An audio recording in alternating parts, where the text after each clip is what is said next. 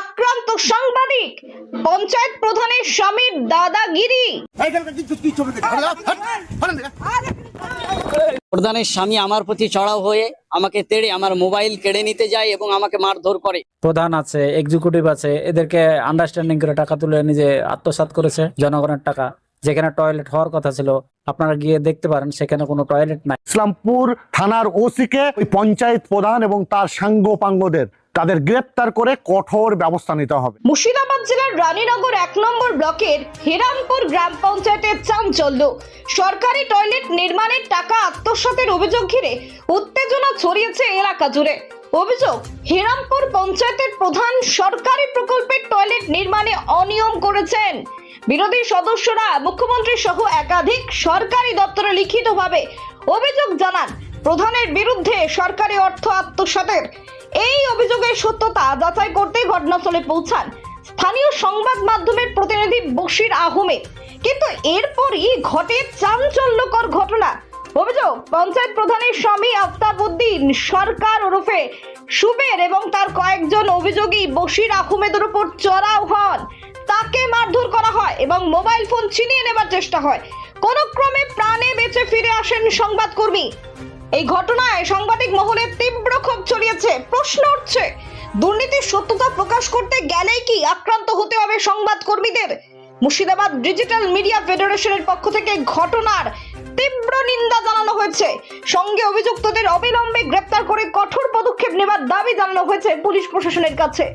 সরকারি প্রকল্পের টয়লেট দুর্নীতি, তার তদন্ত করতে গিয়ে আক্রান্ত সংবাদ। এই ঘটনা আবারও প্রশ্ন তুলছে, সত্য তুলে ধরাই কি আজ অপরাধ? আজকে হেরামপুর অঞ্চলে একটি টয়লেটের দুর্নীতির অভিযোগ তোলে হেরামপুর অঞ্চলের বিরোধী মেম্বারেরা।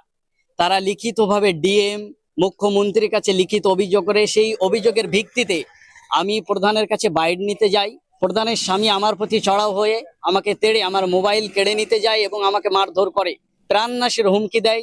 সেই সময় আমার ওই যে লেখা পোস্টটি তুলে নিতে বলে, তাই প্রধানের স্বামী আমার প্রতি চড়া হয়ে মারধর করে, মোবাইল কেড়ে নিতে যায়। আমি কোনো রকম নিজের জীবন রক্ষা করে আমি থানাতে আজকে প্রধানের স্বামীর বিরুদ্ধে আমি থানাতে ডায়েরি করেছি। আমি এর সুষ্ঠু তদন্ত এবং এর বিচার চাই। প্রধানের স্বামীর নাম আফতাবউদ্দিন সরকার। অভিযোগটা কি হয়েছিল? অভিযোগটা হয়েছিল বলতে, হেরামপুর অঞ্চলে বিরোধী যে মেম্বারগুলো রয়েছে তারা বলছে একটি জায়গাতে টয়লেট হওয়ার কথা, সেই টয়লেট হয়নি সেই জায়গাটায় এবং তার টাকা তুলে নিয়েছে। এবং এই অভিযোগে তারা লিখিতভাবে ডিএম মুখ্যমন্ত্রীর কাছে অভিযোগ করে। আমার কাছে সমস্ত প্রুফ রয়েছে।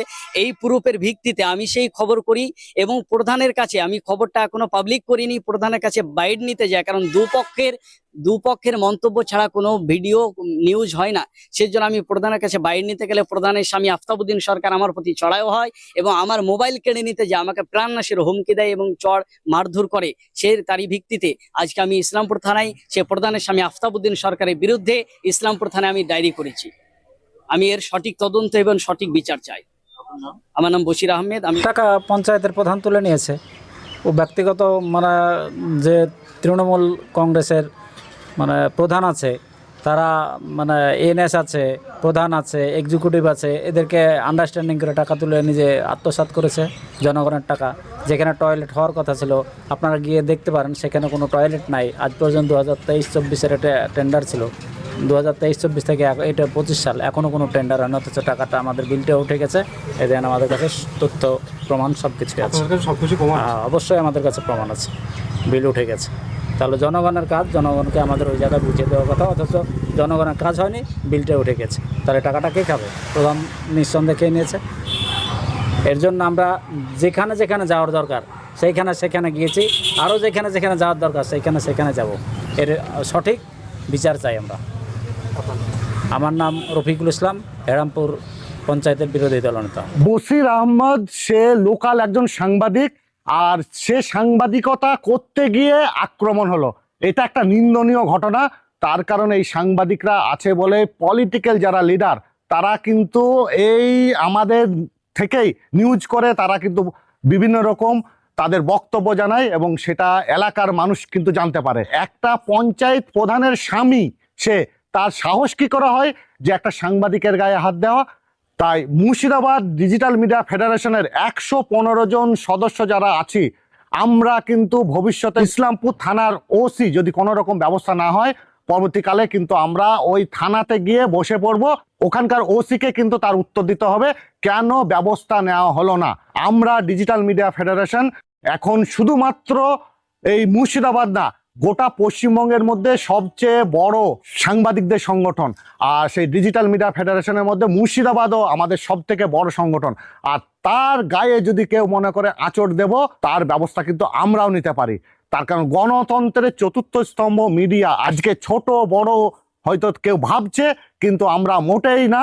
ডিজিটাল মিডিয়া ফেডারেশন এখন মেইন স্ট্রিম মিডিয়াগুলো আছে, তারাও কিন্তু এখন ডিজিটাল প্ল্যাটফর্মে চলে এসেছে, অর্থাৎ তাদের খবরও ইউটিউব ফেসবুকে এখন ছাড়ে। তা সুতরাং আমরা কোনো মতেই যে ডিজিটাল মিডিয়া সাংবাদিক বলে আমরা কোনো মতে ফেলনা নয়। ইসলামপুর থানার ওসিকে ওই পঞ্চায়েত প্রধান এবং তার সাঙ্গপাঙ্গদের তাদের গ্রেপ্তার করে কঠোর ব্যবস্থা নিতে হবে। আমার নাম স্বপন কারিকর, রাজ্য ডিজিটাল মিডিয়া ফেডারেশনের সহসভাপতি এবং মুর্শিদাবাদ জেলার ডিজিটাল মিডিয়া ফেডারেশনের সভাপতি।